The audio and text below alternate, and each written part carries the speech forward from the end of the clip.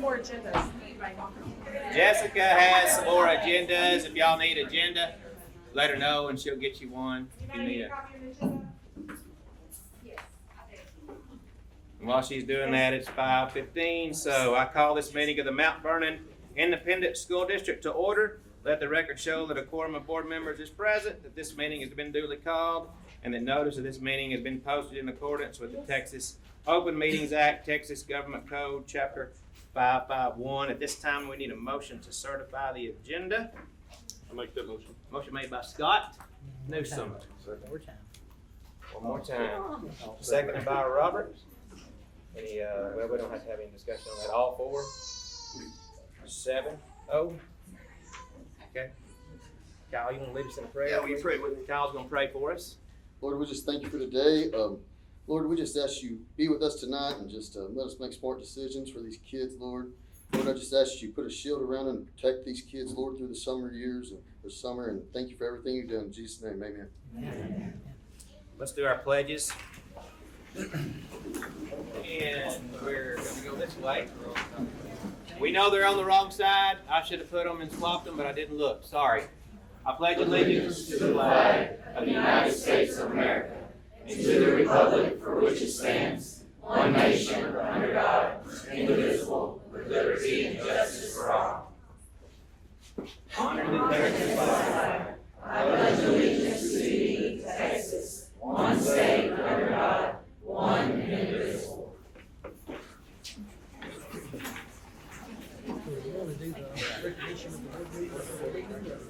Okay. Dr. McCullough's going to do a recognition of our board members that are leaving us this time.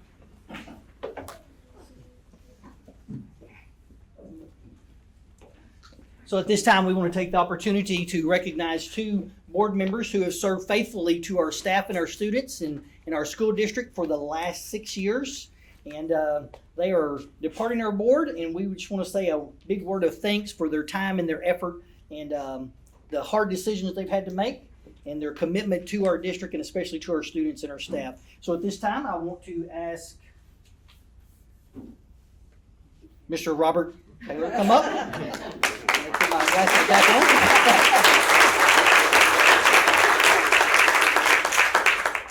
Robert, we greatly appreciate you and your service to our district and your service to our students and our staff. And thank you for your time. And I want to present this to you for your service to the board. So thank you very much. Thank you, Robert.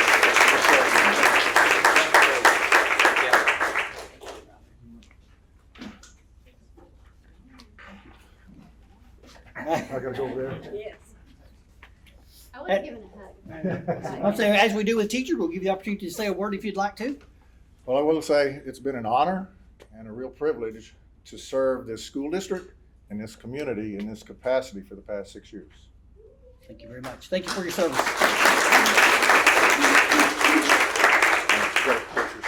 Oh, of course, we'll get you back for just a second as well. And next, also for 6 wonderful years of service to the board, Mr. Scott Newsom.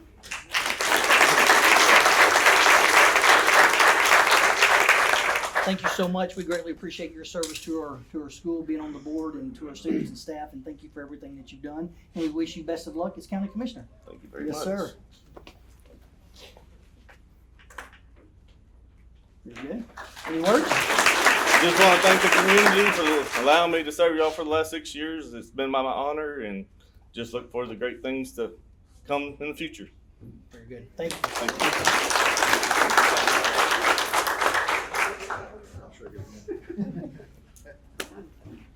Thank you.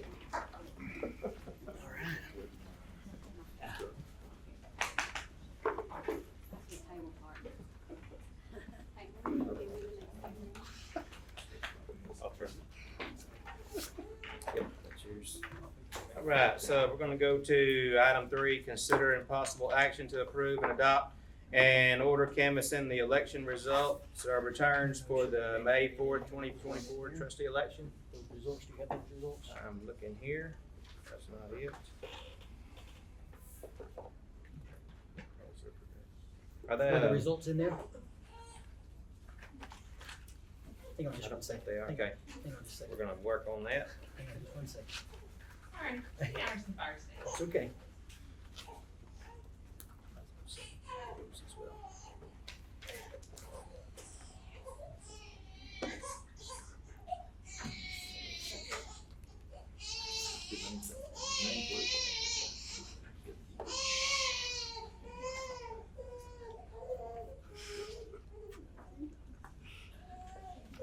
Okay, here you go. So you'll read trustee place one, name and total votes, trustee, and another one, name, total votes. And then same thing for trustee two. Okay. All right, so for the canvas, trustee place one, Kathy Lawrence Robinson, total votes 564. Robert Taylor, place one, total votes 248. Trustee place two, Kaylee Kirby, total votes 240.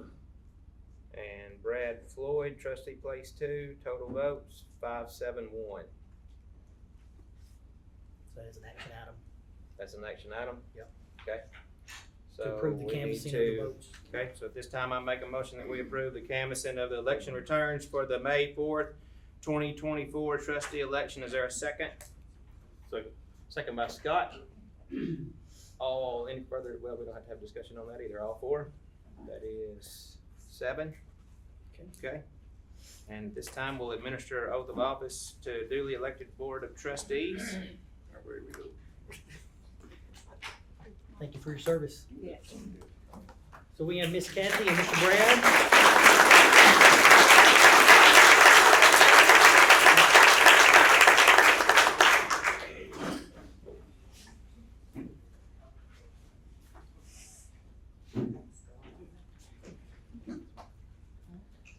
So if y'all will come right here. Miss Jessica will administer the oath of office, and then y'all get to have a seat.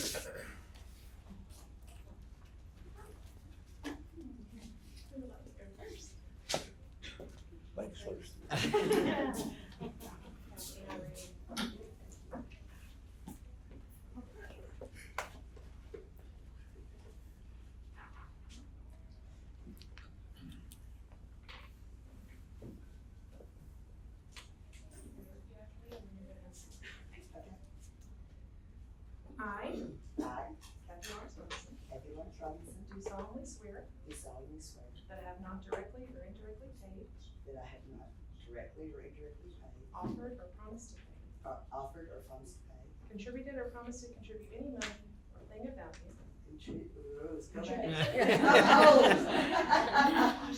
Here, thank you. Contribute or promise to contribute any money or thing of value, or promise to be public office or employment for the giving or withholding of a vote at the election at which I was elected, or as a reward to secure my appointment or confirmation, whichever the case may be, so help me God.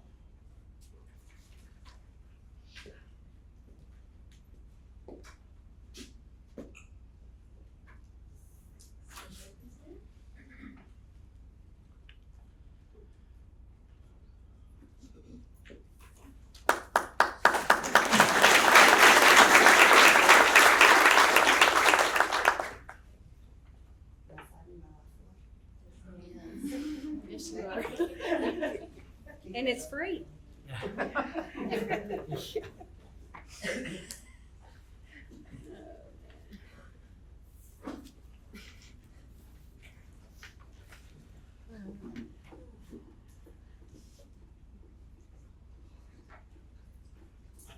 Okay, read that and sign.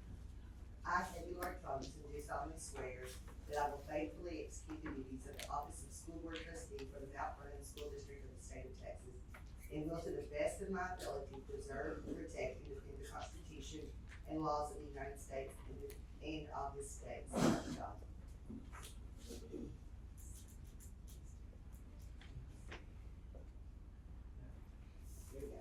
Ma'am. Yeah, do I need to sign over here in your book? No. Okay, thank you. You get to choose a seat first. Should I sit back house? I think you. I think you. Yeah. Yeah. You can't run on your computer? Yeah, it's not taking me. My computer's not, I mean, my iPad's not working. Is it not? Does it not turn on? Yeah, it turns out it won't take my password to get on the, We got somebody here it's, Miss Penny. I I, Brad Floyd, do solemnly swear do solemnly swear that I have not directly or indirectly paid, that I have not directly or indirectly paid, offered, or promised to pay, offered, promised to pay, contributed, or promised to contribute any money contributed, or promised to contribute any money or thing of value, or thing of value, or promised any public office or employment for the giving, or promised any public office or employment for for the the giving, giving or withholding or withholding of a vote of a vote at the election at the election at which I was elected, at which I was elected, or as a reward to secure my appointment, as a reward to secure my appointment or confirmation, or confirmation, whichever the case may be. whichever the case may be. So help me God.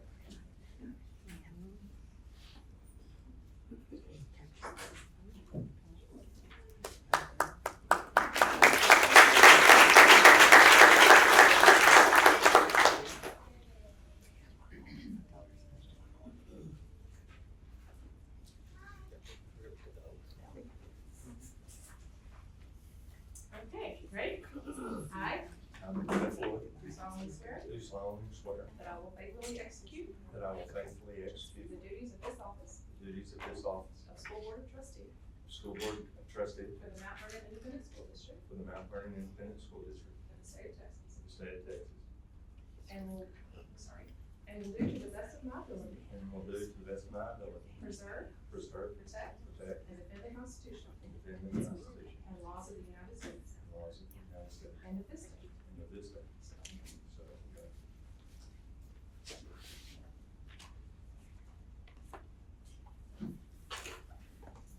All done, sir. Thank you.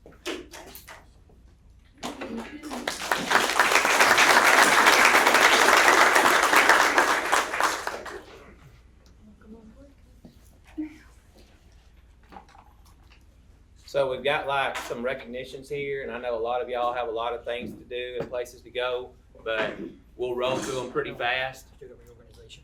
Oh, yeah, but I'm just Oh, saying, sorry. I'm, kind of saying if you have the ability, stay until we kind of get done. We'll go pretty fast with these recognitions. That way, when we get towards the end, if you're the only one getting recognized, you don't have just one person up here. So if we recognize Miss Norwood, and there's only 2 people up here, then, so we're gonna go pretty fast through this in a second. So at this time, let's see, we will reorganize, the board trustee officers, so.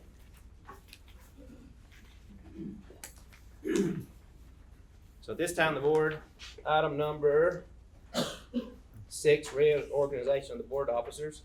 We'll take nominations, we'll start at president, go to vice president, and then secretary. So we'll open it up for nominations. At this time, I'm gonna nominate for president Leanne Ramsey. I'll second. Any further nominations? All for Leanne? 7? 6. 6 Oh, over. She abstained. sorry. She would abstain. But Did you vote, Leanne? Oh, yes. Okay, that's 7. All right, thank you. all right. And this So, time, hang on, I need to switch now. okay, I'll switch. Well, do I keep them doing? Nope, not yet. I don't keep No. writing? Okay. No.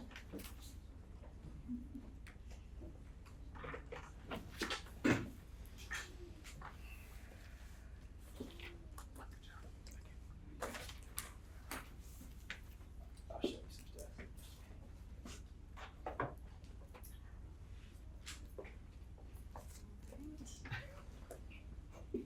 Y'all need to extend some grace. I don't really like reading in public and don't know what I'm doing yet. So, Let me see this. what do you want? This link back. Um, Thank you. Yep. Thank you. Okay. Now we'll take nominations for vice president. all right. Now we will take nominations for vice president.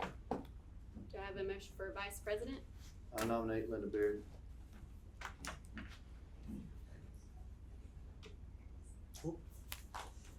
Marking it on that.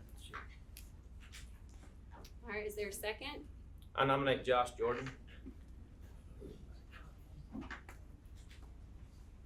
Wait, do we need to go backwards? Does Mhm. nominations need a second? Is there a second for Lyndon? Is there a second? I'll make the second for Linda. Is there a second for Josh?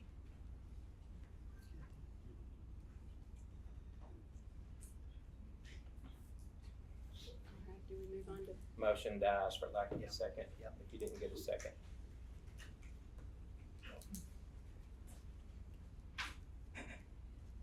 alright, so now we'll take a vote for Ms. Baird for vice president. All four? Wait, what was that? Say those again? Four. Four. Alright, All against? all against?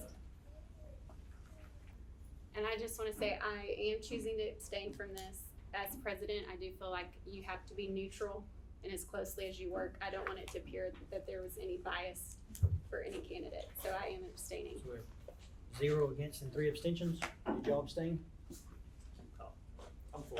You're for? Yes, I didn't vote, which I can't because I made another nomination. So we have 5 for, Josh is saying he's at 4, no against and 2 abstentions, but she still wins by the 5. I messed this up. Did you get that? We'll get it.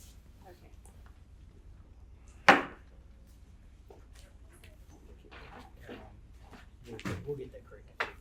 Thank you. Okay, now we need secretary.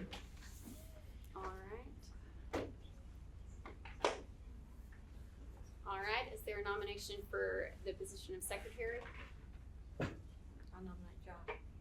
Alright, I'm sorry, what was that? Linda nominated Josh. Okay.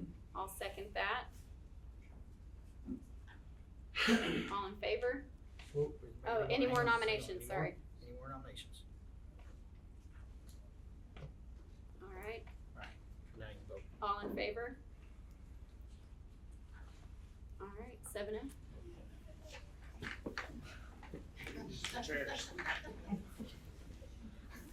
Musical chairs. Okay.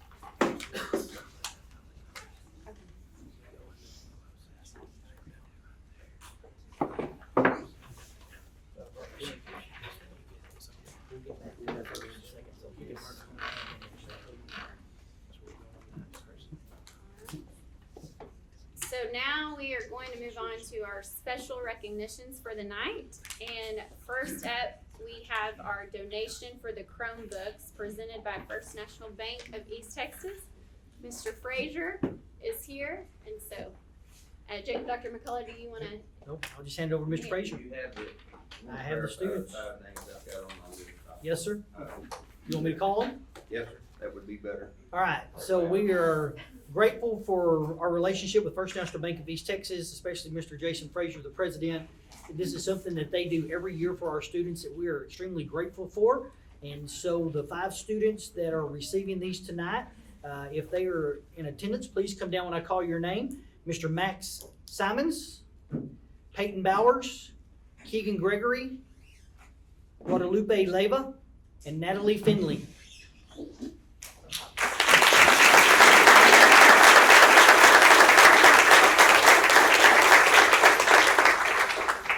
Right there. I'll hand that to you real quick. So, I know y'all got a full slate, so I'll be brief and fast. So, it's a great honor for us at the bank to be able to do this. We do this pretty much every school in from Hopkins County, Franklin County, Upshur County, wherever we can. We try to do this. And so, just to try to help the kids have a leg up in the next step forward, or if some of them are finishing up and maybe they're not going to school, maybe they're not going to college, but they still need a need for this. This is an opportunity for us to help them move up. The second thing I want to say to all of you that are students in here, okay, I'm the regional president for First National Bank, so I'm over Pittsburgh, Sulphur Springs, and Mount Vernon. And I do have a busy slate, but I want to tell you this, my job is to be here for the community and especially for young people, okay? My wife was a teacher for 28 years. She's retired, and I take great pride in making sure that the kids that are at the different schools have a chance to know that they have somebody to talk to, And so I am a financial person. Yes, I got degrees in that stuff. I'm not just a regular banker. I do know a little bit about it, okay? But I wanna let you know that I'm there for you as a young person, okay? So these kids that are getting these deals, my cards in there, has my cell phone on there, okay? So as you move forward in life, okay, you have questions concerning what do I need to do? How do I prepare for the next step? How do I prepare to be able to buy a car? How do I prepare to start going to school, okay? My door is always open, okay? It doesn't matter if your parents are a customer there, if you're a customer there, okay? Doesn't matter, okay? If you call and tell my ladies that, hey, I would like to speak to Mr. Frazier, I got some questions concerning some things that I need to do for the future and finance, I'll talk to you, okay? Now, there's some in here that know me really, really well, okay? I'm straightforward, okay? I'm going to give you an honest answer. But I'm going to give you a caring, loving answer too, okay? And I want you to know that there are people in the banking world that are out there that are here for you, okay? We're here to help you, and that's what we wanna do. We wanna make sure that you have a leg up as you move forward. So congratulations and good luck in the future as y'all go along, okay? I'm just gonna hand these out to you, okay?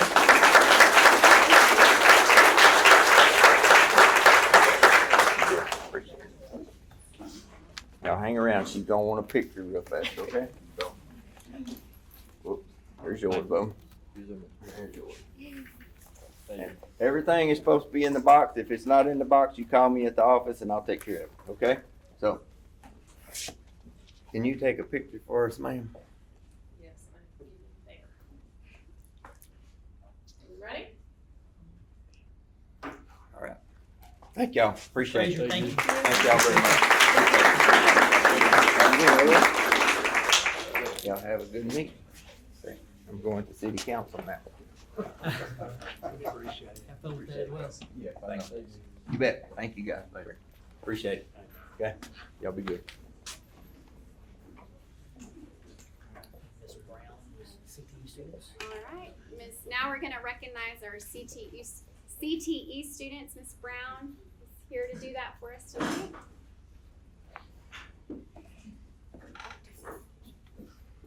I'm excited to share with you tonight. Our CTE teachers have been so busy this year, working with their TEKs, working on learning industry-based certifications, getting more and more information from the state for that, and helping our students leave us not just college ready, but career ready as well. And I'm excited to tell you, as of today at 3 o'clock, we still have them rolling in all the way through next week, but 70 of our students can now leave here and step right into the job force if they wish. Not all 70 could be with us tonight, but some are. In our first group, I am so excited with these 6 young ladies have passed the written portion of their cosmetology license. And 4 of them found out in a real whirlwind that we have a test coming up soon for the practical. Possibly, We're yes. about to get that lined out. Scheduling. I would like to introduce Kelly Norwood to bring her.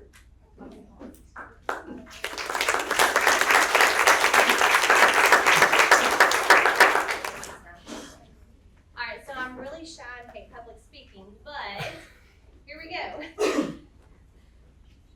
So I have 7 seniors this year enrolled in the Cosmetology 4 program, actually Cosmetology 2 program, 4-year program. These girls have, almost all of them, completed a 1,000-hour program, which is a really big commitment if you think about it over a 4-year term. So for cosmetology, it's kind of a big deal. It's a college level class.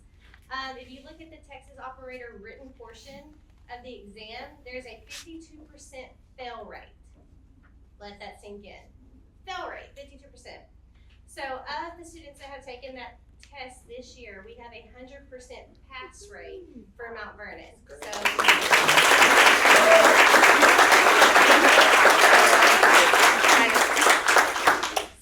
that's a really big deal. And that's a big deal for Mount Vernon, it's a big deal for these girls, it's a big deal for me, so all the way around. They are also preparing to take the second portion of their licensure, which is the practical exam. Some of them are actually trying to get that scheduled right now, and it's kind of hard to work with the state on that. That also has a pretty high fail rate. which is kind of crazy.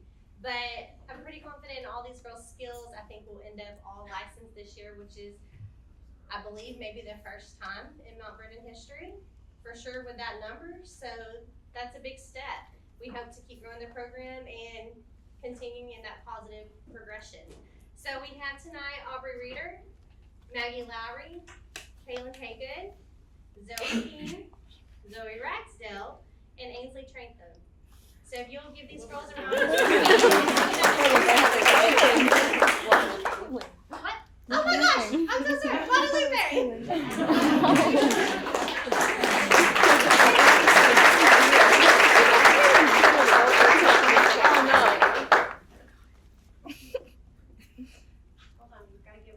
That's what I was I tried. I really did. We're just stressed. I tried really hard. Thank you. All of these girls will be receiving a pink cord for graduation, and maybe we can schedule a pink sash too. So we'll see. Thank you guys.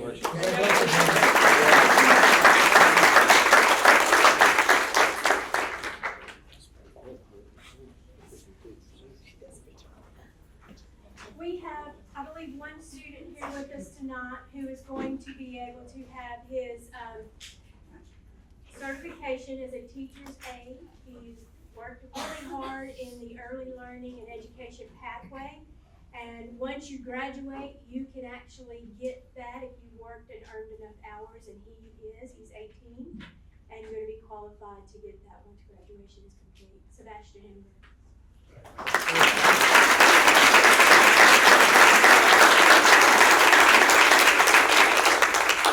Mrs. Ballou was here, but she had to leave with another engagement, but I'm really proud of the hours he's put into our education program. We're trying to grow our own. Congratulations. Good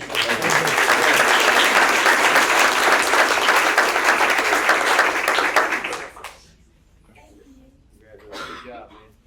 We have two who couldn't be here tonight because of one act play, but I cannot let our night go without recognizing them. They graduated from NTCC, and they will be graduating from here, but they got their certified medical assistant, a license mostly in the coding and billing side. And that's Daliana Latortu and Savannah Maxton. Very good.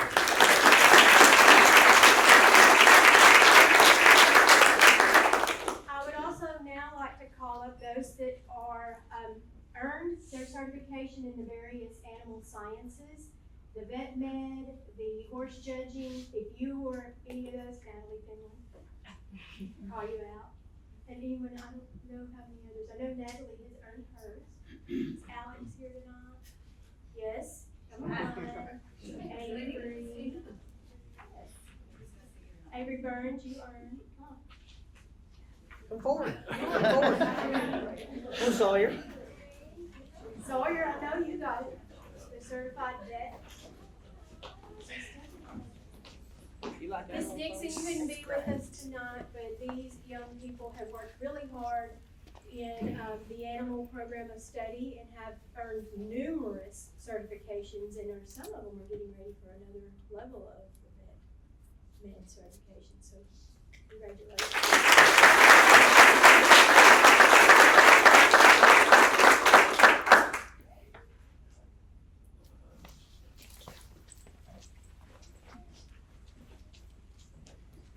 And Brad Ingram has worked really hard with our welders and our ag mechanics program this year. How many do you have so far today?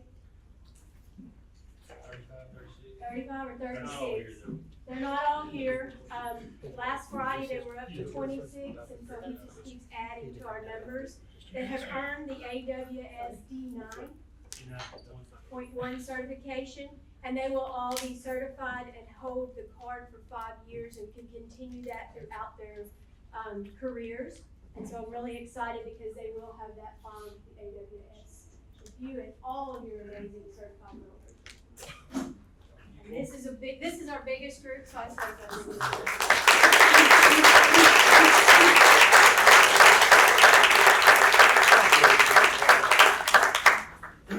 All right, what it is these kids have to take a 2-inch by 6-inch piece of metal, grind all the mill scale off, put it as a T. You cannot tack it anywhere in the weld zone. If you do it, it automatically fails. You also have to weld from the top to the very bottom, or it automatically fails. And then I have a gauge that I have to go through, and I have to go down both sides of it and see that it hits this gauge everywhere, or you automatically fail. It's not as easy as people think, because we have to send this off. I am certifying them under a CWI named Richard Pree. I went to a class and did it myself. And now, these guys and young ladies have got their, D9.1 certifications. It will be looking like it'll look like a driver's license whenever they get it. Shane Stanley, Brandon Gutierrez, Connor Richards, Carson Summerlin, Ryan Ross, Cameron Mosley, Ori Gentry, and Megan Knight. Those are the ones that are here with us today. There's a lot more of them, but they could not be here today. But, these guys will be getting their certifications in the mail shortly.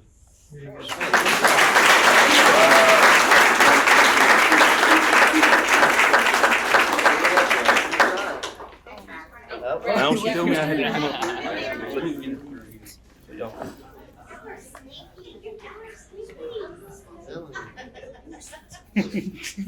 He should have been in right here, right in front of me.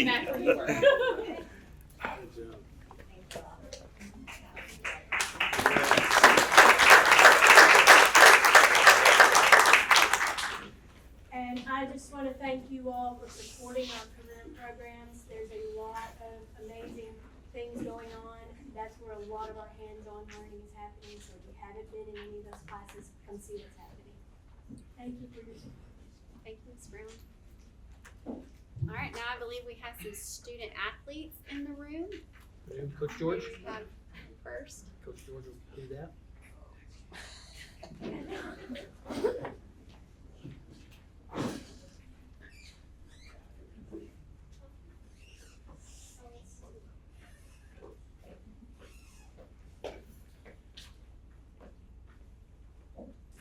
We've had an outstanding spring season with our athletic teams. Our softball team is still in the regional semifinals this week against Rains, still competing, chasing that title. Super proud of them. Tonight we, though, are honoring 3 student athletes. One that is already in one-act play. It exemplifies how these young people here do a lot for Mount Vernon. They represent a lot of different programs, a lot of different groups. And I think that's what makes them special and Mount Vernon special, is the amount of participation that they have in multiple areas. But it's always an honor to recognize state qualifiers and state champions. That's a special feat that not many student athletes or teams get to experience, and coaches. And so tonight we're here to honor Hayden Boogie Mitchell. Boogie is at one-act play, of course. Coach James is our head boys and girls track coach, and we'll talk about these student athletes more on an individual basis. But Boogie is a one-act play tonight. Mitchell Newsyard was a state qualifier in our 300 hurdles. And then, of course, the special recognition tonight is for our state champion, Miss Olivia Baird.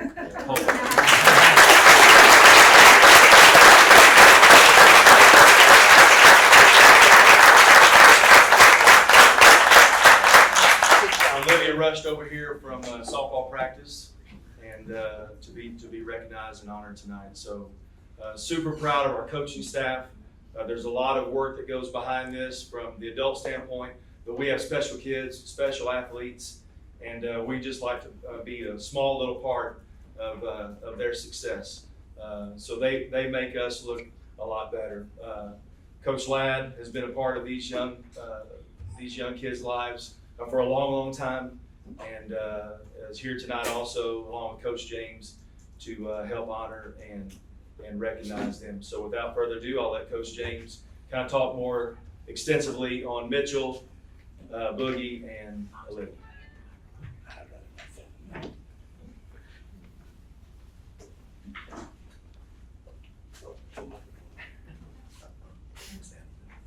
All right, thank you for the opportunity. Thank you for recognizing these young people. We were fortunate enough to bring 3 kids, 3 student athletes to Austin to the state championships.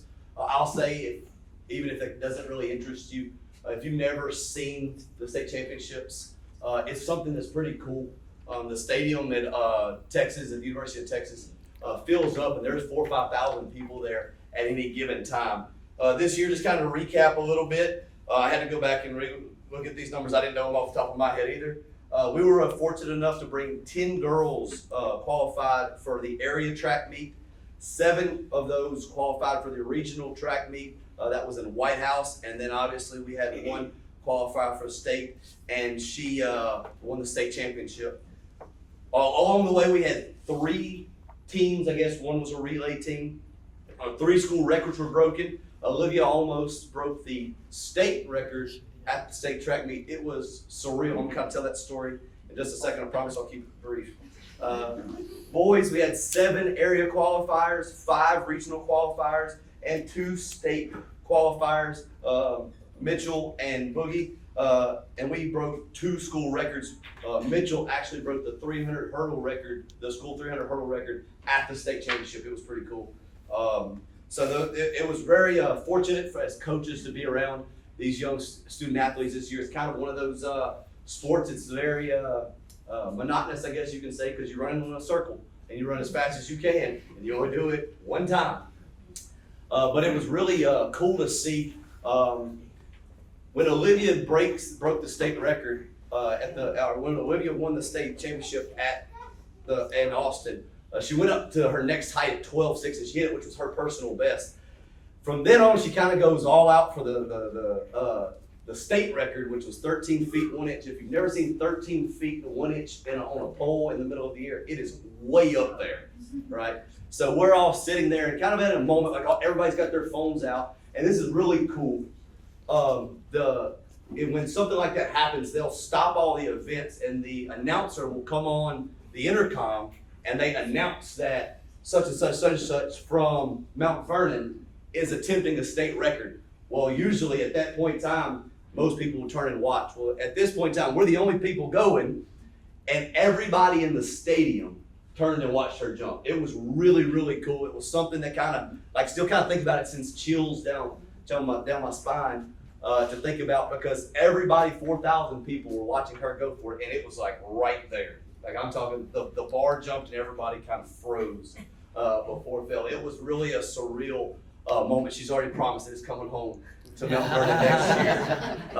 But it was really cool. It was a great opportunity. I'm glad that these student athletes got to experience it, and it was fun along the ride. We look forward to doing it again next year.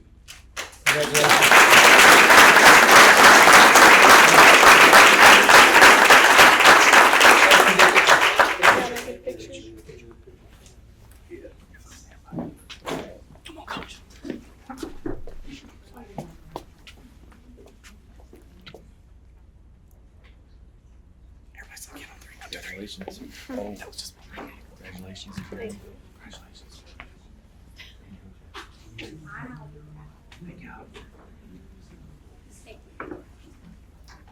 That's all for our special recognitions. So we're going to move on to number 7 for our agenda item, starting with our information item A, Education Foundation update. Should be Miss Casey Jordan. Yes.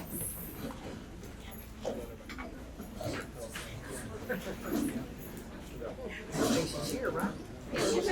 Oh, there she is. Sorry. I knew she was here. Like all the people that I'm comfortable speaking in front of, leave it. That's right.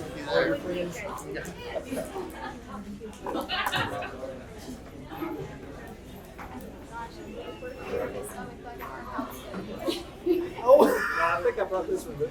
Did you really? Yeah. Maybe Aaron got yours. I think this was Linda's. No. Did you take a shot? I drank one of mine, but I don't think I took it. I didn't. I had no. No, I took this one. I'm okay,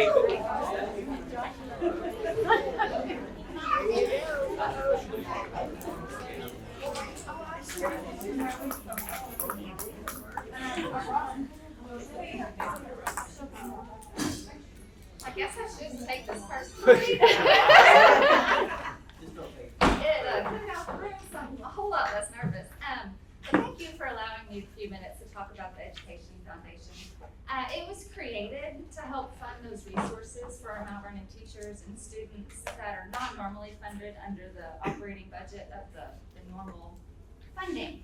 And so our hope for the foundation is that we can help meet those teachers' needs and provide that higher level learning that would foster those ideas for our teachers that our kids would normally not be able to obtain. But in the past 5 years, we have awarded over $39,000 in grants to our teachers.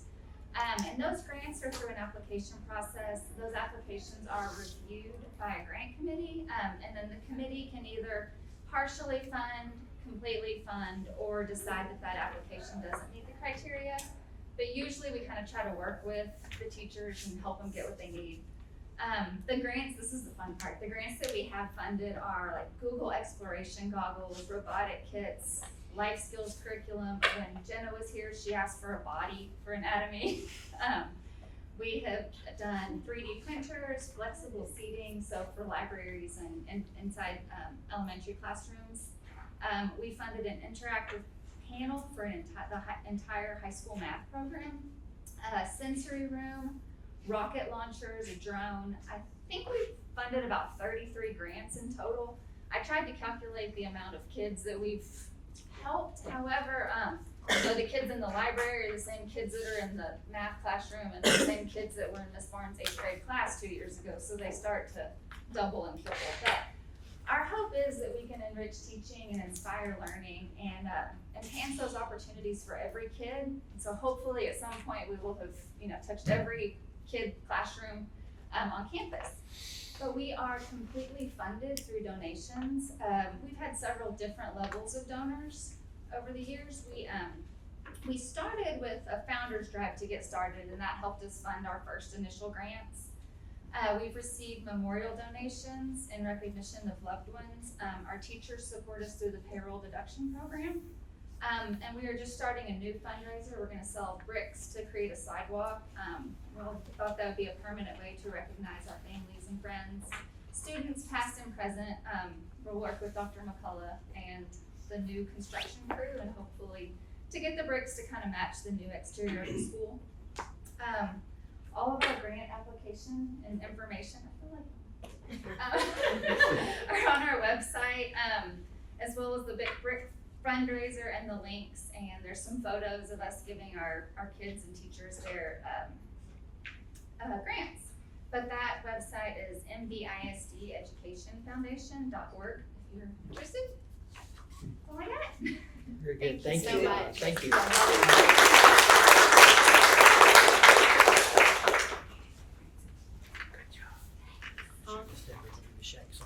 Yes, Ms. Decker is now here to do our SHAC summary, which stands for our School Health Advisory Council.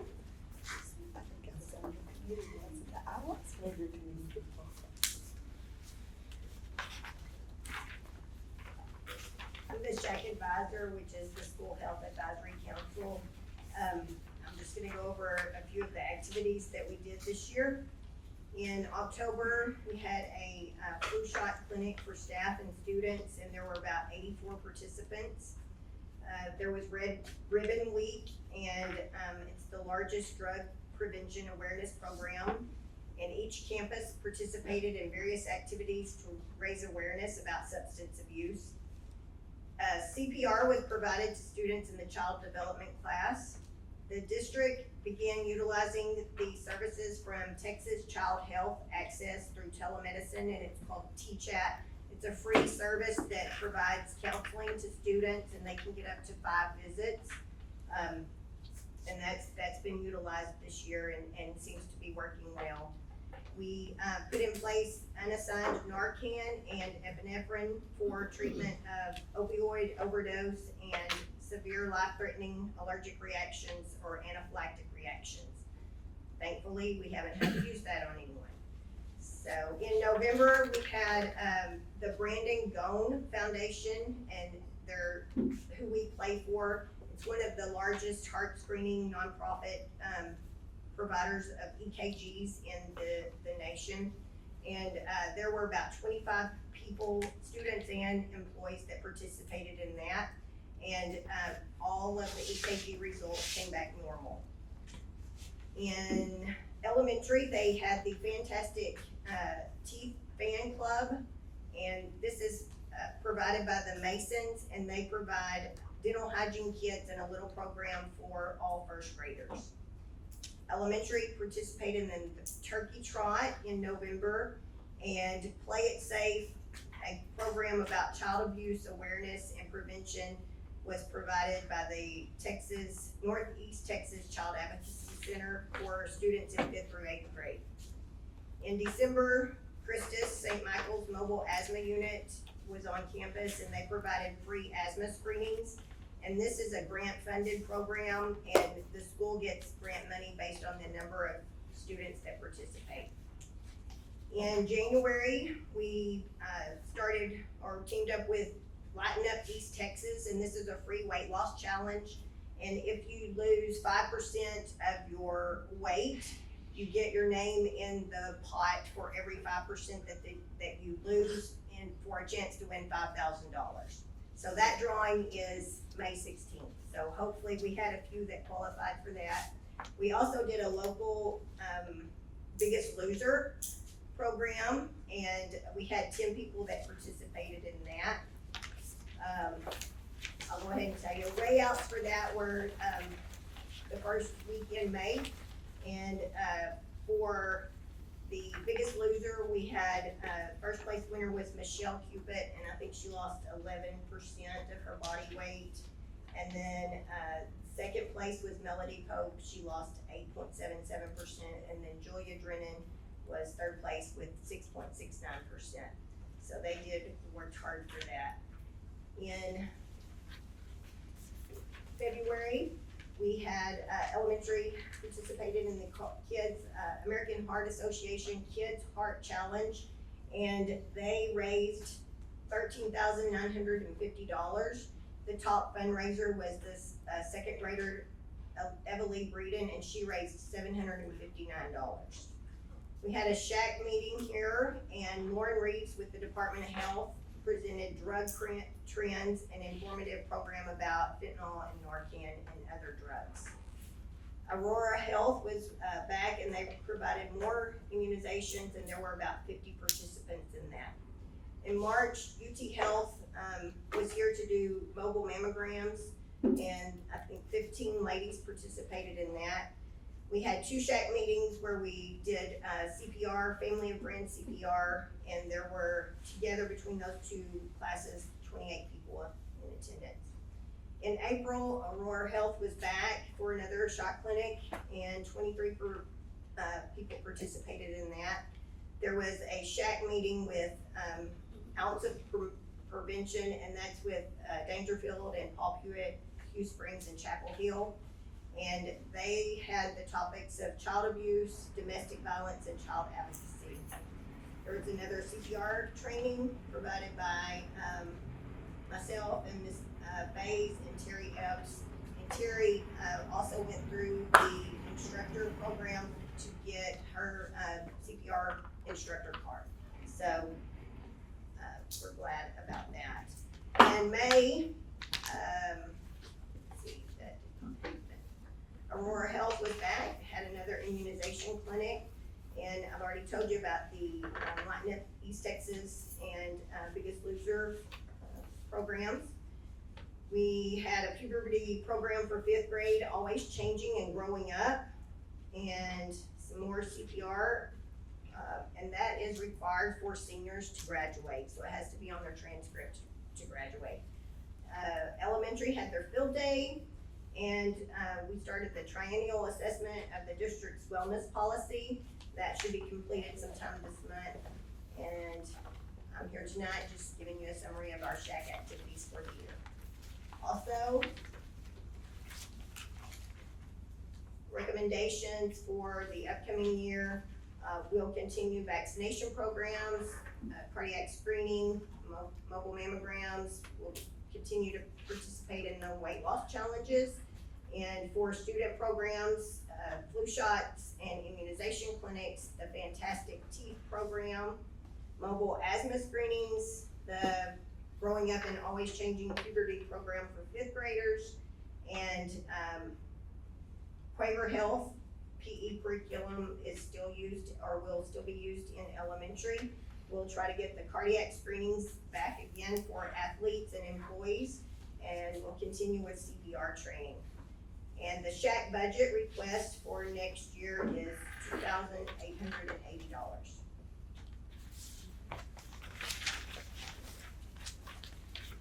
Does anyone have any questions for Ms. Decker? All right. Thank you, Ms. Ms. Decker. Thank you for what you do. Appreciate it. All right, our next information item is enrollment totals. We are at May 1st, we were at 1551 for the district, which is up 4 from the previous year and up 6 from April 1st. All right, and then our campus department updates. Does anyone want to volunteer to go first? All right, it's exciting. All right, we're busy down there. So we finished field day for first and second grade and third and fourth grade. The fun was had by all. It was hot the first day, a little better with some cloud coverage day two. Pre-K and kindergarten will be, field day will be held on Wednesday, this Wednesday the 15th. Fourth grade is gonna go to Splash Kingdom this Wednesday, have some fun there. Tiger Fiesta will be held on May 16th. That's when they've had a chance to earn their dojo points for good behavior. And so they have an opportunity to buy a pass for the Tiger Fiesta. There'll be water slides and lots of fun. And Mrs. Steele is finishing up our last round of RTI meetings to make sure that our students are progressing the way they should. So we have a good plan in place for them starting off next school year. We're getting ready for summer school, getting all of those permission slips turned in and our summer staff prepared for those 2 weeks for our regular summer school candidates, and then our emergent bilinguals will be 4 weeks. We are working hard, diligently interviewing to find the most qualified candidates to fill our teaching positions. We're committed to hiring the best that's out there for our kiddos. They deserve that, so we're working hard there. So Mrs. Dill, Mrs. Long, and I met with some of our kiddos. We asked for teachers to give us some names for some student leaders for fourth grade and third grade. We're just trying to see how we can continually improve on our campus. So it was really good. We make a lot of decisions for students, and sometimes we fail to get their input to see what's working and where they feel like we need to improve. So it was very insightful. We learned some really good things and things that we're doing in some areas that we can continue to improve on. So that was I think some valuable time we spent with those kiddos. They were very appreciative of all that PTA does for us, and for our teachers really loving on them and giving them fun activities to do, they said. So we're still continuing, like I said, to grow. We're really gonna focus on growing our young Tiger leaders. There's going to be some new opportunities for our rising fourth graders. So we wanna make good leaders so when they go to middle school, they can make us proud and contribute there too. So yeah, we're busy closing out this school year, and while looking forward to next year. We finished our kindergarten roundup. I was told we have 28 new students enrolled to come to kindergarten, in addition to our 59 current pre-Kers that'll be moving up. So we're gonna have lots of little ones in the house. And then 30 new pre-K packets have been completed, and then we've already got 5 new students for first through fourth grade next year. So lots of good things happening. Very Thank good. you. Thank you, Ms. George. How are y'all? On behalf of the school board. So first, we would like to welcome our new school board members, and it's so funny because I know that y'all bleed purple and y'all have everything, but you don't have a cup that has your name that says school board member. So those are yours afterwards from the middle school. Well, thank you. Yes. Really quickly, we always go over this kind of the same thing. Attendance is pretty steady at 95. We've had a couple of days where it's dipped a little bit, but that's expected at this time of the year. 95 or above is our normal average. So let's see, we celebrated Teacher Appreciation Week. We had a lot of churches come and visit and spoil us with some amazing lunches. It was so good. The Oasis Fellowship, they had hamburgers for us, and then First Baptist Church provided fajitas, so it was so good. Our PTO also made shirts for all of our faculty members, and they're really cute. They're tailors, so I'm not a Swiftie person, but that's what it's based on, so. Anyways, we had that, we had, our National Junior Honor Society has been making, the community beautiful by, I know they visited the memorial and cleaned it up out here that represents the students that were killed tragically in that bus accident in 1959. And they also went to First Baptist Church and planted some beautiful flowers up there. So they've been working hard to beautify Mount Vernon. So they're making us proud on that. We did have our 6th grade AR students who celebrated their reading achievements by getting to visit our high school cosmetology classes. They had their hair done, nails done, and we also had a group that worked with Mrs. Sewell to have some ceiling tiles painted, and they really enjoyed that. And that was based on their achievements in the AR, for the AR. Let's see, we have a lot coming up too. Tomorrow we're so super excited. The 4th graders will be visiting us. We're gonna kind of introduce them to how we do things in the middle school. It's Tiger Camp. Our 8th graders, we have some 8th graders that have been delegated to give them tours, and they are so excited. They're dressing up and going all out. So I know our cheerleaders and our band members are also gonna be welcoming them. So they're really excited too. The main thing was don't scare them. Please don't scare them. So anyways, we have that. We have our MTSS Growth Day coming up. We're gonna celebrate students who participated in that program. I believe they're doing, I think they're doing like some plants. What? Plants. Yes, so that's what they're gonna be doing on that. We have middle school band concert Thursday. We have our positive behavior parties on Tuesday. We have our infamous 5th and 6th grade kickball tournament, and that is legit. The softball girls will be helping with that. So it gets pretty cutthroat and serious there. And there's a trophy that goes with that too. So, and then of course our award ceremony on last day of school. So that's what we have going on, and like I said, y'all drop by tomorrow for Tiger Camp because it's gonna be great. I'm excited. Thank you, Ms. Bates. Thank you, Ms. Bates. 8th graders. I'm gonna be brief tonight, look. Well, that means I'm gonna speak from the cup. Now, we've got so much going on and we have been through so much that we'd be here all night. So I'm just gonna tell you the highlights of what we have coming, because we've already heard of what we've had and gone through. And so 1A play left this morning to chase another state title. So they hopefully are there. They didn't stop at Buc-ee's and take too long.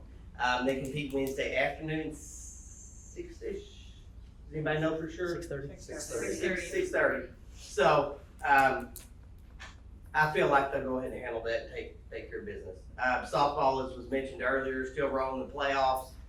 Thursday, Friday, hopefully we won't have to go back over to Commerce on Saturday. We clinch. Come out, they're fun to watch. First time in a long time I've seen a group of kids, there's what, 17, 16, 17, 18 of them. They're happy for each other. They almost want their teammate to make a play more than they want to make a play. And they celebrate each other, and you can see that from the stands, anybody that's been to their stuff. So come out and watch them, they're fun to watch. See, we had a senior luncheon at the Masonic Lodge on Thursday. And then they're gonna, I believe Max is gonna talk for a long time and give out a scholarship there. He usually does. Band concert at 6 o'clock Friday night. Everybody can make it, and I'm sure it's in the auditorium. We got the bachelor art service at 6:30. There's a slideshow at some time. I don't know when the slideshow is gonna be. I think it's Thursday. There's some talk about trying to move it, but I'm out of that. But the bachelor art service, I believe, is 6:30 at the First Baptist Church. Senior week activities, and I'm not gonna get into all that because that would take us long. We've got our senior sponsors and parents have got a bunch of fun stuff for the seniors to do, and then the culmination of graduation at 8 o'clock on Friday. You know, if you have any questions, I'll talk to you about it, but I figured we've had enough on the agenda, so try to keep it short tonight, and my stomach's growling. But everything. Thank you, Mr. Chambers. All right, thank you. All right, now we will move into our open forum for public comments. I have 3. We have 3 signed up tonight, and do we have Do we have it to put it on the board? And before we go into this, I'm going to read and then we'll also put it on the board for those speaking. If I can find one. All right. I will begin the open forum of this meeting with a few remarks of my own to clarify what is appropriate and not appropriate for public comments. Mount Vernon ISD board policies are the law of the school district and the board of trustees. We will follow the law. Policy BED local governs the public comment portion of this meeting.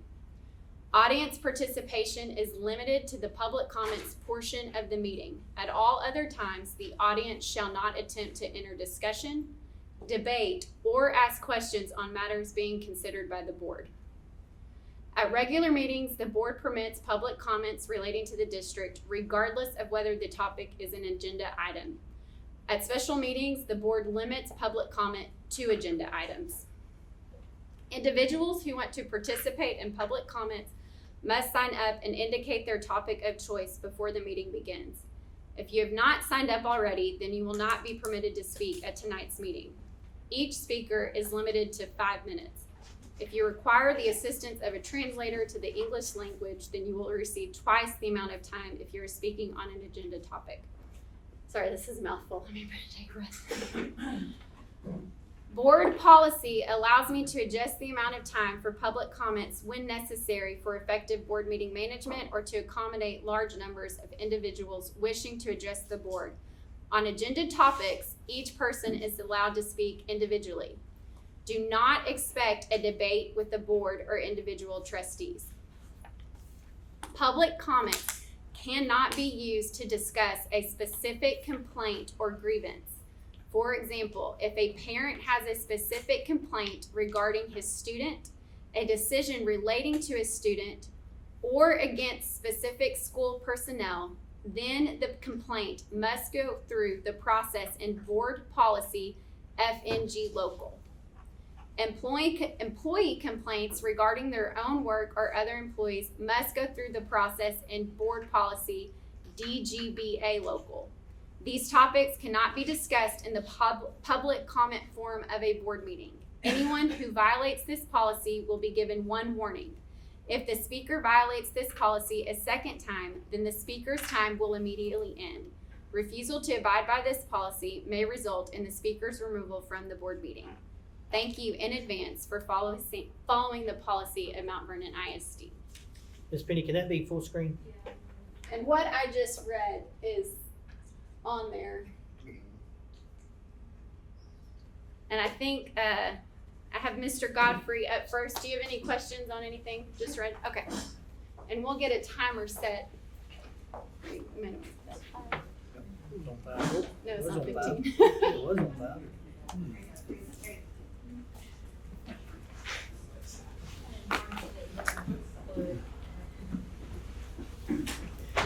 My main deal here tonight is, I got one big question.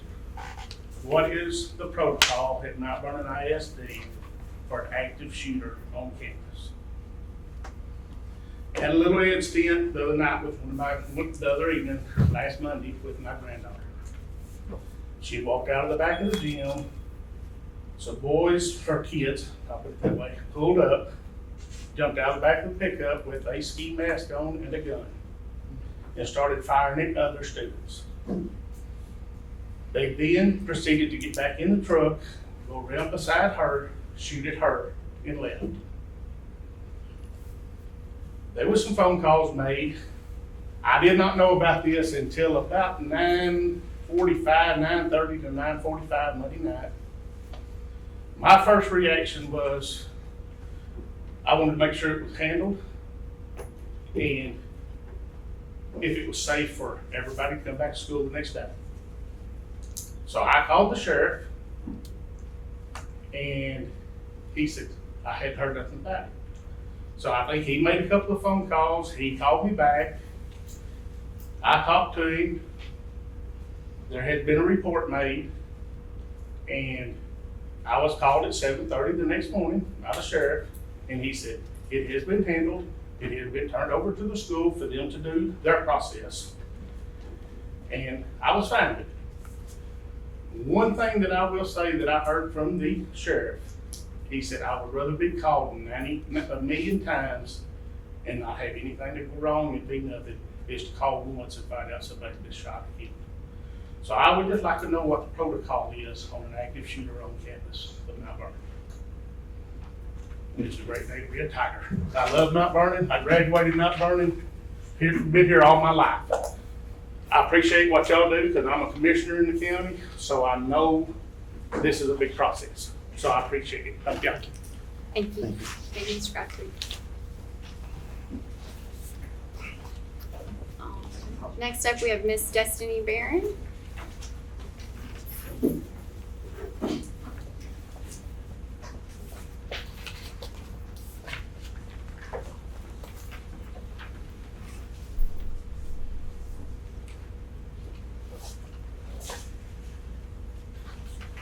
Good afternoon, y'all. As a lot of us know, my play has gone to Austin, and I am here to represent my little sister and what she wrote today. So I'm just going to read her thoughts and feelings of what happened, the situation. And she states, I don't know how to really feel about this quite yet.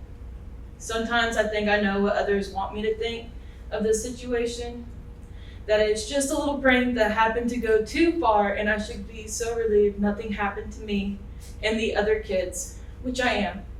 I'm so very grateful nothing physically harmed me that day. But I can't help but think how mentally affected I am by this, because I have never once had the thought of what if it really was a trial run for a real shooting. What if this kid finds out I told someone and comes to actually hurt me? Or what if I really am just being stupid for reporting something like this instead of just saying nothing? I feel utterly confused, enraged, and frustrated to the point of tears about what to feel or make of this situation, because how is a 15-year-old supposed to react to this when people tell her or make it seem like it was no big deal? Because you know what? I should really just feel fine, shouldn't I? It was just an Orbeez gun. But when you look up the effects that Orbeez black gun has, you see that some of those effects can be life-altering. You can get hit in the eye. You're blind now. And hits to the body can leave bruises and welts too. But oh well, those kids were just being dumb, right? Nothing actually happened to put me in serious danger. Take a page from my book and consider all the what-ifs and every single scenario that could have played out and let that settle. What would you have done if it was your own kid who got shot at? What if it had been a real gun and not a splat gun? If we can't do something about this, then what do we do in the midst of a real shooting? Thank you.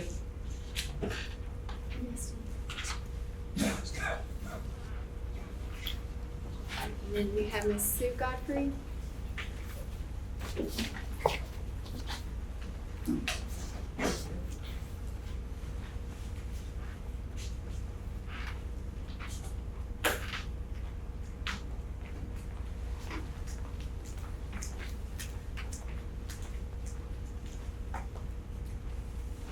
First of all, I just want to thank y'all for allowing me the opportunity to speak tonight.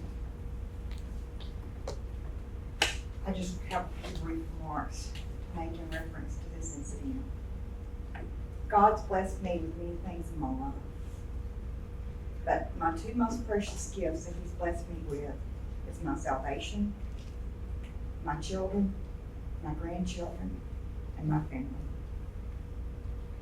Speaking here tonight, I may step on a few toes. That's not my intention. But I make no apology for letting my voice be heard when advocating for my children and my grandchildren. We live in a time when our world is so different than when I grew up. We live in a world where our schools are different. Our environment is different. The people around us are different. We live in a world where our schools must stay vigilant and mindful of people that might bring harm to our children, our faculty, our employees. It is sad, the innocence of our childhood days have passed. We have to recognize the new times that we live in. Mount Vernon is small, a quaint town, a place where we would never think the horrors of what happened at other schools would ever happen here. I'm sure that some of those places where school shootings have occurred have shared the same thoughts and ideas. We as a community must stay vigilant. And when an occurrence happens that takes place, like last Monday night, we have to send a message that we're a school that will act quickly and decisively.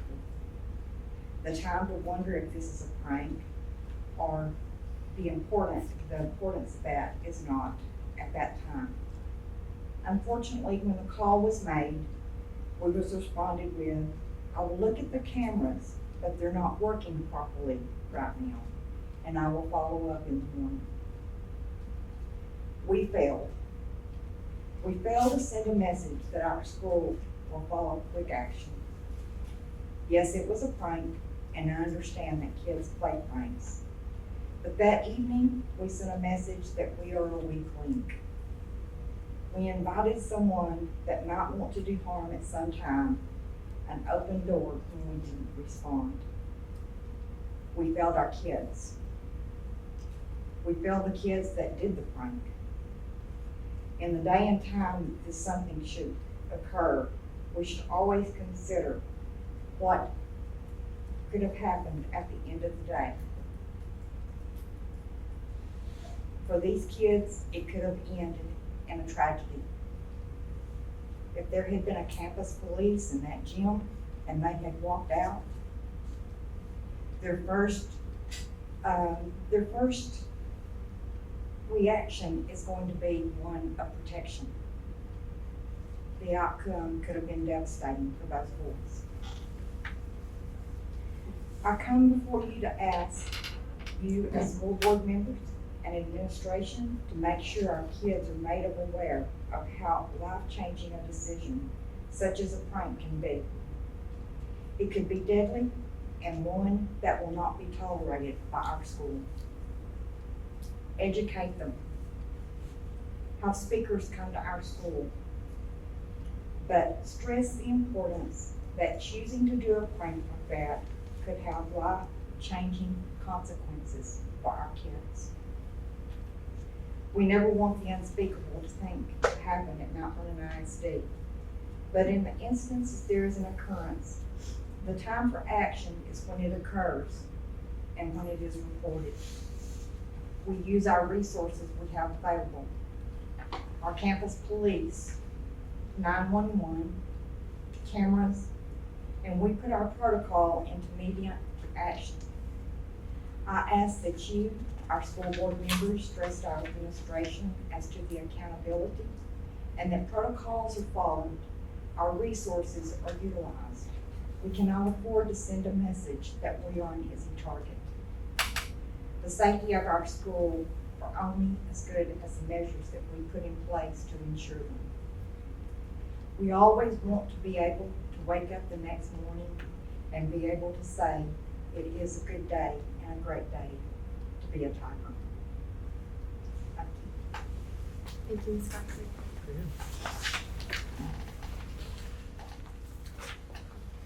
And that's the last one.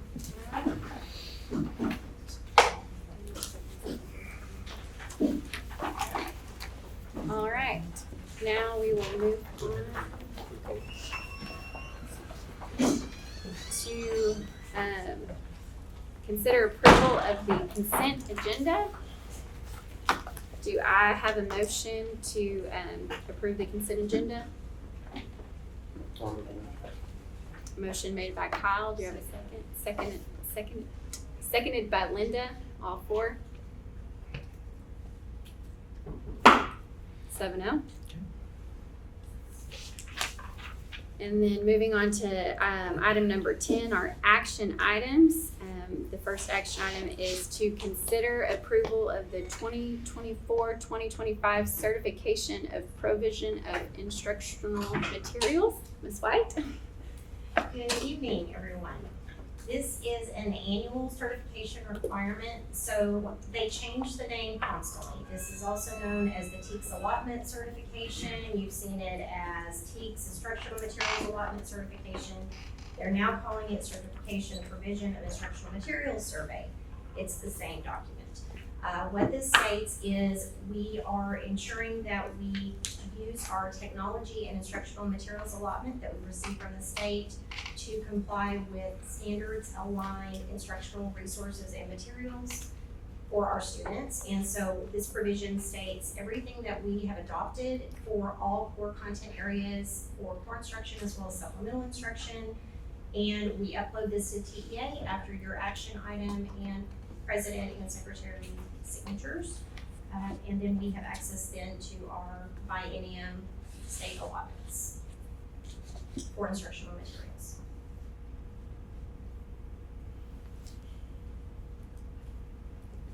Does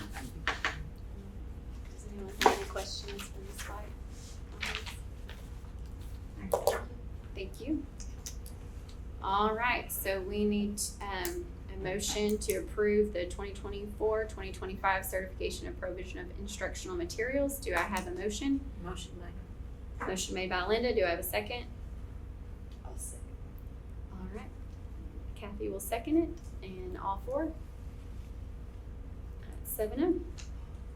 Thank you. All right, our next action item is to consider approval of acceptable use in internet policies for high school and pre-K through 8th grades for E-rate purposes. So, Ms. Tarrant put this on the agenda. She's not here tonight, but that is exactly what it's for. It's for us to be able to access E-rate funds. We already have a high school acceptable use policy as well as a pre-K 8 acceptable use policy. These are just a yearly approval by the board. If you will do so, they've been a part of your packet to look over. If you have any questions, we'll do our best to answer those questions. Penny's here that might could help as well. It's just a yearly requirement that we have to do. Yes. Okay.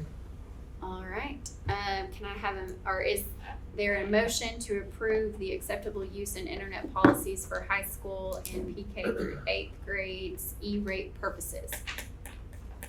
I'll make that motion. Do I have a second? Seconded by Aaron. All four. 7-0.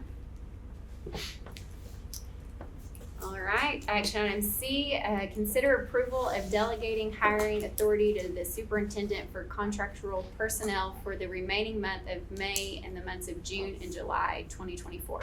So we usually put on the agenda in May so that we don't have to have a weekly meeting. That way, as we're trying to hire people in the times that we're in right now, trying to quickly hire somebody, allows me that opportunity to do so. If you approve this, so that way when a principal or director has someone in a position to fill, then that allows me the hiring authority to do so. As you know now, that hire has to wait till a board meeting, and so that's why we usually put that on here, but that's the board's discretion. And just for transparency purposes, when we've done this in the past, you do still communicate Correct. with the board, and we don't only communicate when we meet. You do give us information in between those. How Sure. does that work? How does that work? Usually those will go on the Friday updates emails that you've been getting a couple of as well, which you'll get every week now. Those updates will come on who they are and whose positions they are. So if we need to discuss it, we'll all put it for a motion, and then we'll get a second, and that will open the floor for it. So I'm gonna make the motion to delegate hiring authority to the superintendent for contractual personnel for the remaining month of May and the months of June and July 2024. Is there a second? Second. Seconded by Josh. All right, are there any further questions or discussion that they'd like to have for this? All right, we'll put it for vote. All in favor? All right, 7-0. Thank you.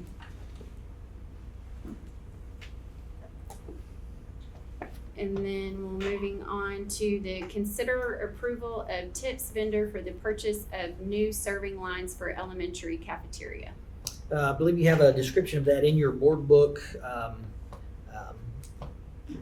Shows the process that was gone through. Since it was over $50,000, bids were put out, and the recommendation is for the bid from Kirby. As you saw the rubric that was put, they had 2 no bids, one other bid besides Kirby, but Kirby met all the requirements of what it was. That money will come out of Fund 240. As you know, our cafeteria has money there that they have to spend out of fund balance to keep their fund balance at a minimum.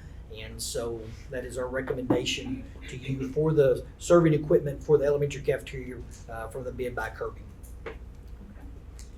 Is there a motion for the approval of TID tender for purchase of new serving lines for the elementary cafeteria? Motion made by Linda. Is there a second? I'll second. All right, seconded by Kyle. Any discussion? No. Okay. Sorry, I thought we were voting. All in favor? I was getting ahead of myself. Thank you. 7-0. All right, moving on to action item E, consider approval of architect and to approve the architect's contract for the Mount Vernon ISD Ag Facility Project Phase 1. Okay, so this is coming back to a redo. We had actually, at a previous meeting, had approved Bob Stinson as the architect. That's a fault of mine for not looking into, assuming that he, from years of hearing that he was an architect and drawing plans, that he is not a licensed architect. He does do designs, but he's a project manager. So for this, because of anything the school district does over a certain dollar amount, has to have a licensed architect. So what we were able to do, we were able to find Mr. Will Davies out of Texarkana, who has agreed to review and go over the plans that have already been drawn by Bob Stinson to make corrections that need to be made if they don't meet code requirements, which he's already found a couple that will be addressed, and then he will be able to stamp those as a licensed architect for the plans for Phase 1 of the ag facility. Contract on that as well, he shows as a fee of $5,000, which is just a little bit more than what the total fee for Mr. Stinson and the structural engineer that he had given us. So that would be my recommendation for us to be able to approve Will Davies as the licensed architect and his contract fee of $5,000 to review the plans for us to be able to move forward with Phase 1 of this. All right, do I have a motion for the approval of architect, of the approval of the architect and to approve the architect's contract of $5,000 for the Mount Vernon ISD Ag Facility Project Phase 1? I'll make the motion. Motion made by Josh, seconded by Aaron. Is any further discussion, questions? All right, all in favor? 7-0. Thank you. And then action item F, consider approval of a builder for the construction of Mount Vernon ISD Ag Facility Project Phase 1. I apologize, you do not have this in your board book, but I do have them here tonight. Because we were having a little trouble getting all the plans, I want to be sure that the folks that put a bid in had time to truly go through the plans completely as they were putting their bids together. So we moved the bid opening and the deadline to have bids to us to noon today. We received 3 bids, and those bids were one from Stansel Construction out of Mount Pleasant for $774,703. Yeah. 774,703. So $774,000. $774,703.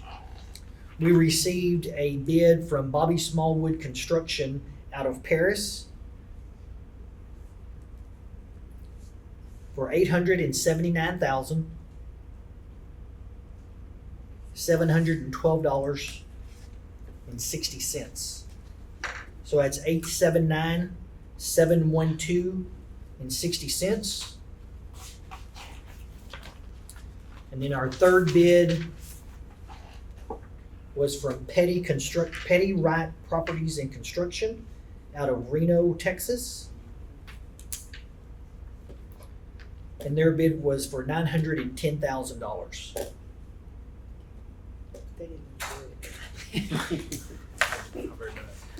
So we'll go back, I know that we've had a little bit of discussion on this and we were hoping these prices would be less than what it is. We had talked through it, so the size, we kind of talked through the size of it as well. Original size we kind of talked or briefly discussed was a 40 by 60, more of a shell, but somewhat limited. And I think what we were going to be able to do as we begin to look and talk, I did ask Mr. Stinson as he began to draft the plans. We looked for we settled on a 40 by 100 under roof with a 10-foot covering on one end. As talked to Mr. Ingham, possibly as a storage place for metal to be covered. This is also something that we wanted to look at, not just for short term, but something that we can use from now on with other possibilities as we get to that point of seeing what the direction of the district would want to be in regard to the possibility of either using it for a current CTE program, or even looking and having the conversation at the time if there would be another CTE program that we might get housed there. So again, that's a couple years down the road. So again, we were hoping this was going to be, I guess, half the cost. But for this to be a building that we can use in the future for a long time, it is now not just a shell that we're looking to weld in. It has ADA bathrooms. It's going to have storage up above. It's going to have a shop or a tool area or a room area for tool storage and things like that. Could be future use. It will have roll-up doors, actually 4 roll-up doors, 2 on each side, to be able to pull things through as they're working on them.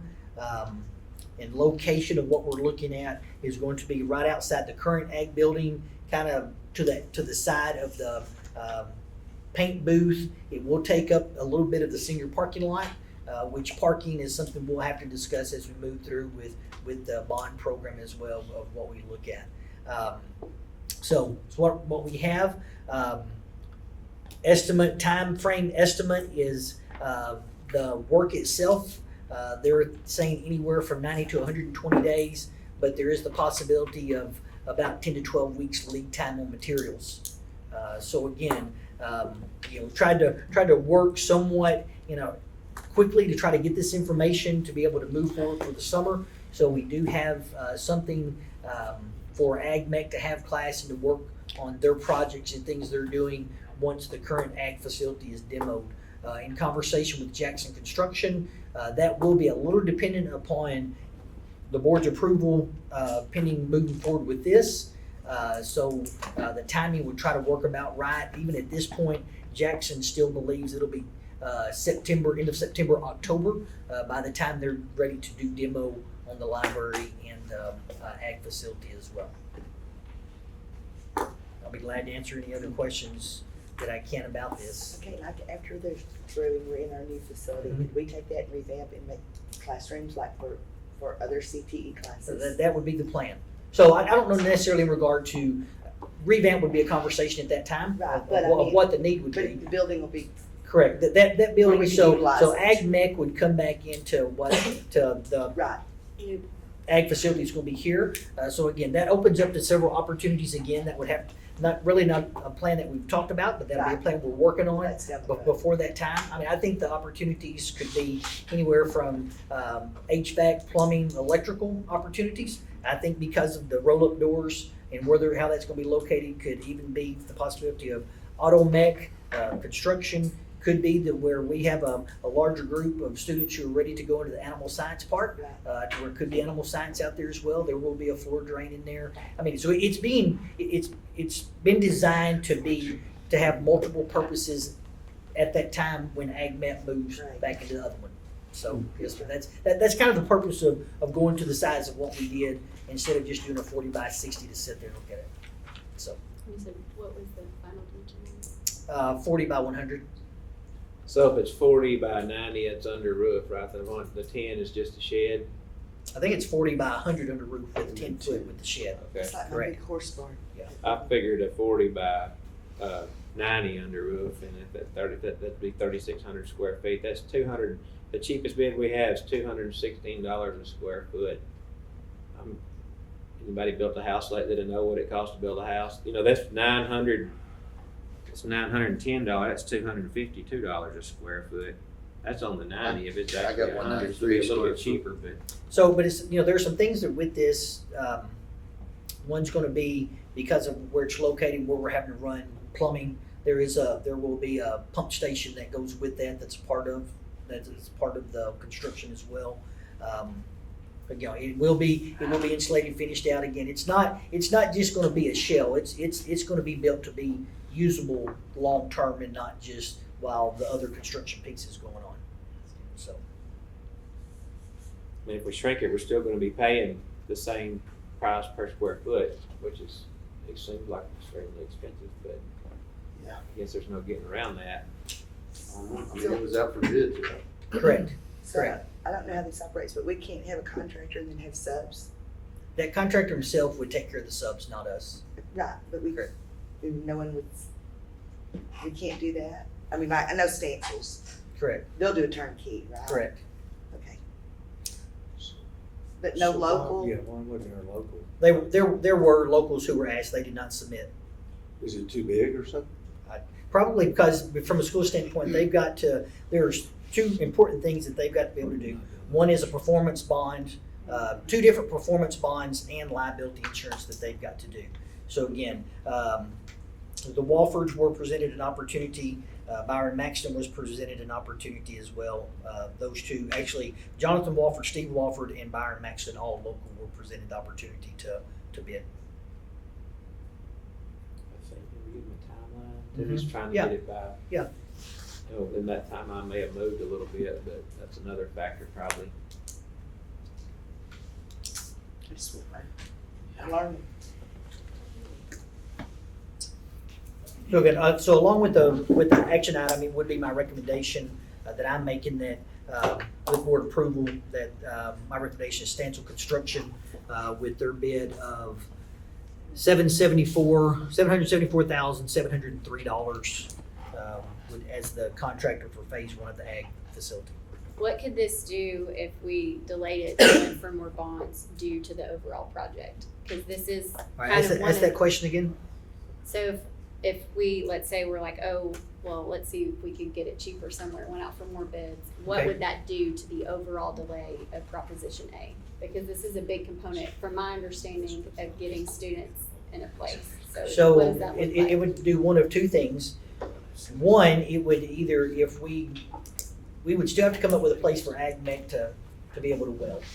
And so we would have to decide what that's gonna be, which is going to be limited in what the opportunities are. Two, then it pushes Jackson Construction's demolition part of their phase of what they're looking until this is completed to allow them to move in.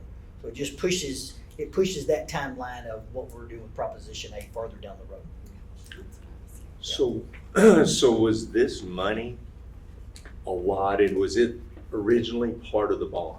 Or we planned on this? So yes and no, meaning yes on the bond included all ag facilities. So No, in the original conversation, were we thinking that we would need this piece? No, that wasn't, but it is a piece that's needed to be able to continue to have AgMech for the 2 years while that's going. So if not, then AgMech goes into a classroom to where they're not able to weld and do projects in a way that what they do right now as a part of their program. I think there was a budget item for like displacement of the ag mech. Yeah, that's what. Meaning portable buildings, meaning portable buildings. So we So in fact, got yes. a price on portable buildings and it was very expensive. We thought, well, for another couple $100,000, we could build something we could use for the future. Is how we got to this building now. being Correct. built. Thank you. Right? Yes. Yeah. But there was a budget item for the displacement of ag. Which while it was being torn down. Yeah. So we rolled that money into a permanent building instead of a rental, portable buildings. Portable buildings. Yeah. Where am I getting this $750,000? Is that? That's what Jackson had in their initial estimates of, that's what they were showing Okay. for that And we in thought. their budget. We thought we were gonna come back and go and get it for $350 or $400. So Jackson said they could do it for $750? No, Jackson just put it in as a whole, as a placeholder of what they would estimate that cost to be.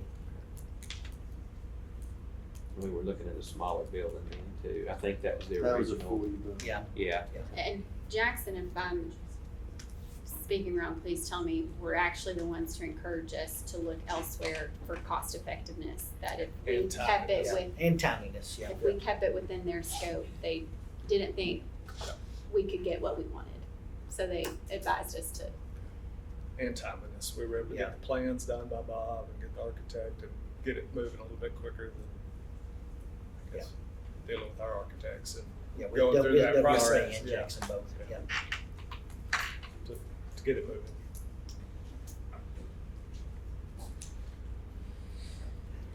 okay, do we have any more questions? So was your question, I guess, of kind of trying to find out a way to do this cheaper? That's what you were getting at. And you brought up the idea that why are our local people not able to put in a bid? So, I mean, I guess that would be the question. Is there not a way to find somebody that would do it at a lower price, right? Isn't I that mean, what we can pause this, and we can go out and search more bids from what we have, we can do so. But again, for anybody who does so, and all three of these companies also are part of the TIPS process, the TIPS vendors, which I think you're familiar with TIPS. And so part of that, I mean, TIPS has vetted them in regard to the things they've got to have in regard to liability and to be able to do the performance bonds and things like that. So so we can try to get more bids, yes. It will delay the project getting done, and see if we can get some cheaper. But back to we have sought local bids.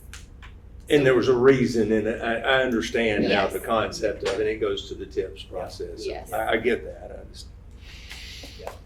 So again, those three that I said, I directly emailed the information to and requested a bid from them. So they got the plans just like the other like these companies did as well. Any idea when they could start? I mean, I guess did you give them a deadline of like, August 1st? Well, so even originally I talked August 1st. That's not doable for many of them. I mean, it's just not.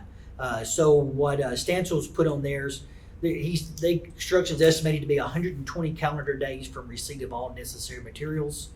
And as he said, the materials they're looking at in the neighborhood of about 12 weeks lead time even for materials. The metal part itself.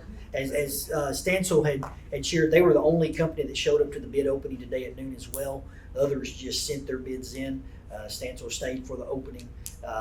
In conversation with them as well, they said, of course, whoever wins could get started on dirt work, slab, concrete, things like that to get that going. But it would still be, completion time would be based upon when they can get their the metal or the metal siding.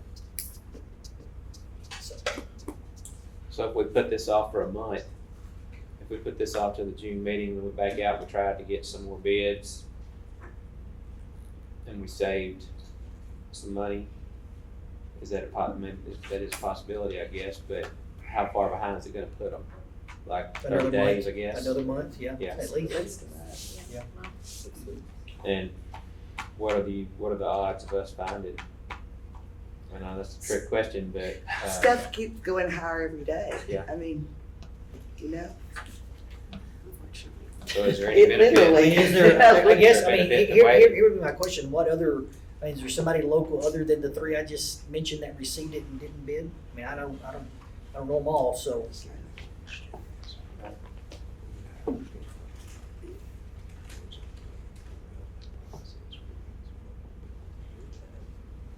I think we tried, but I think just 93, yeah.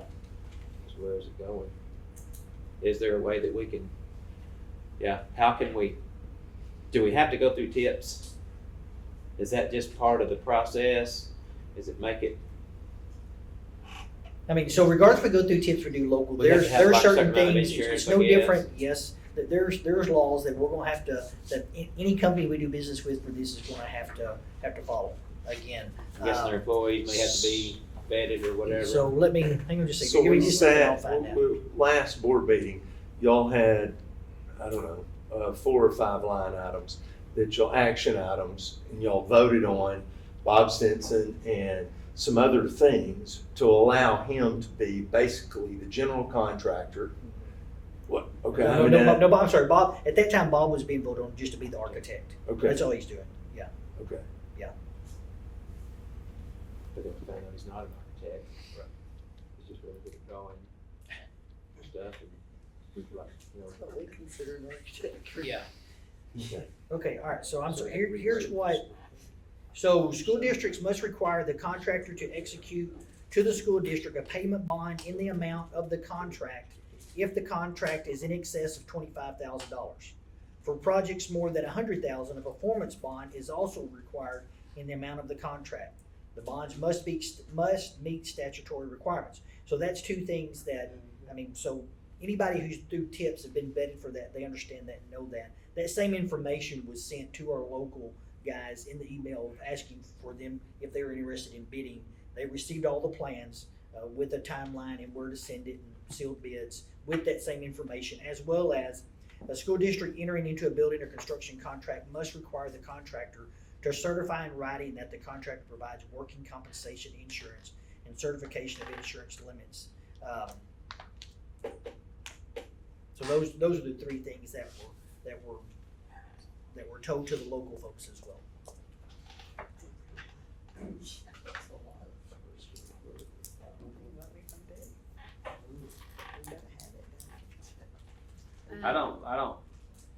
I think the size is good. You know, I mean, I think for future use, the size Yeah, is good. Yeah. We've kind of stepped off and, you know, we can't make it bigger once we go in there, so the size is about right for, you know, we talked to Mr. Ingram and so we're looking at downscaling on money. I think we can do something else with the size. I think that's something that we could have for a long time. It's a good number. It's gonna fit back there where it's at. That's what drains, I guess, but I just. And we can get more key programs. Yeah. No, it allows for future growth, a lot of different things. And just being a school, as you've read, there's a lot more requirements that you have to have than if you're not. A lot more regulation. No, I don't think there's any rock or anything. Dress it up. There's, okay, so It'll be- Brad and Kathy have a positive plan. It'll be There's finished bathrooms. halfway. Yeah. Finished up half wall inside with insulation. I think two large fans up top for cooling the shop while it's open. There will be some heaters for heat during the winter to heat the shop as well. There will be a single AC unit for the restrooms and the classroom / storage room as well. And then there'll be storage up above those with a stairway going up there to be able to store things. The rest of it will be open. It sounds like the old gym back there. You know, from the insulation halfway up. I might say from a visual similar to that. On it, they can pull through with equipment and stuff, trailers, whatever. But I mean, at this price, it's done, right? I mean, That's- we're ready yes, to move, correct. go. Or I hope. And again, there is the fear, the more we delay, as we've seen, and as you've already alluded to, it's just gonna get more expensive. Also. If we try to go around stuff, we're getting behind.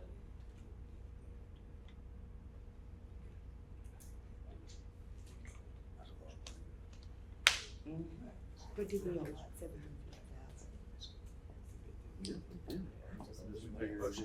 Okay, yeah, all right, I'm gonna go ahead, make a motion to approve a builder for the construction of Mount Vernon ISD Ag Facility Project Phase 1, based on Dr. McCullough's recommendation, going with Stansel Construction with a bid of $774,000.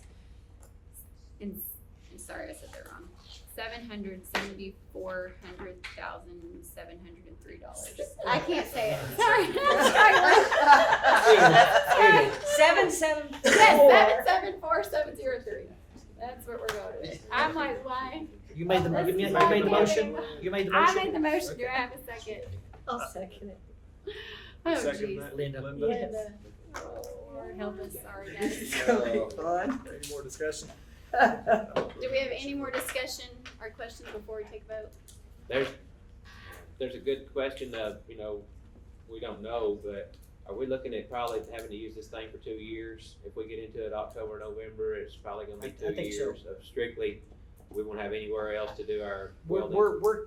we're gonna say 2 years. I know that Jackson kind of in their phasing plan are showing about 18 months of demolition and finishing out the other ag facility phase 2, that we're gonna, I guess, say. But again, I think it would be, I think building service side, let's say 2 years.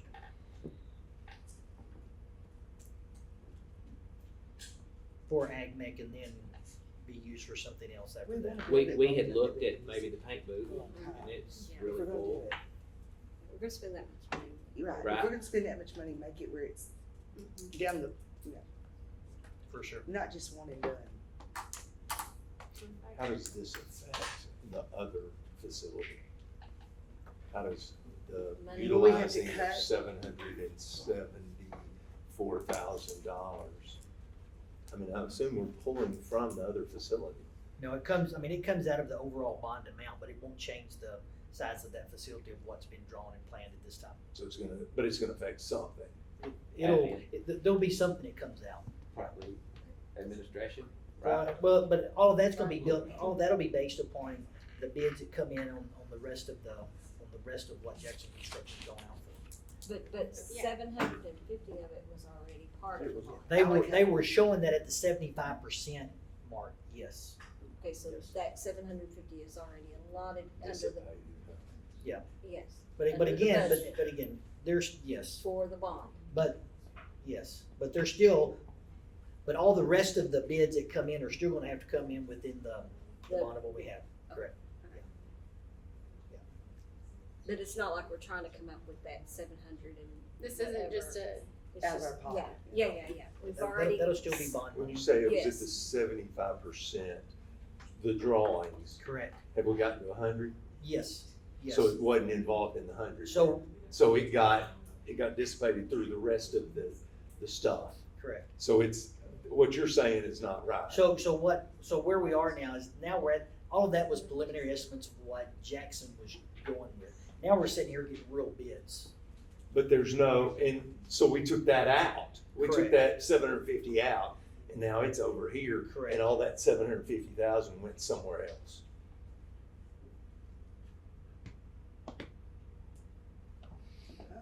So when we spend the 750, it's coming out of something. Basically what he's saying, we have 750 less than what we. Right. But it was Yeah. always in the budget as a line item for displacement and other As things. basically portable buildings. For portable buildings. It's always been in the budget. So, and I guess I don't understand. So if I look at all the line items for everything, it's in there right now. It's that 750,000 is in there right now. Yes, it has to be. Yeah, because that'll be part of the bond money that's being spent, so yes. So in essence, there'll be 775,000 less for everything else that has to be built, yes. But We might have to cut There corners was somewhere always else, a, correct? it's not an extra that we just added on to Is the that right? 43 million. I think we're saying the same You only thing. have so much money to, you only have so much Are we money saying to the same spend. thing? Right. I think we're saying the So same. we might have to cut. I mean, it's in there. It was always gonna be spent We can't get any Probably. cheaper. We can't get any on, cheaper. on ag.